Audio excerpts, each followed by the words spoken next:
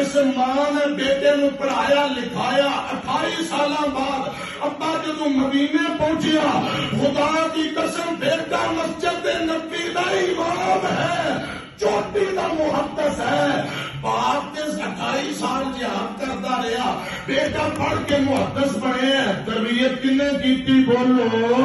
ماں نے اور بڑے دلائل پتہ لگا کہ اولاد کی تربیت اندر ماں دا بہتا حق ہوندا ہے بعض دفعہ بزرگ بعض دفعہ بھائی حضرات بیرون ملک چلے جاندے اوتھے محنت کوشش بچے ایتھے پاکستان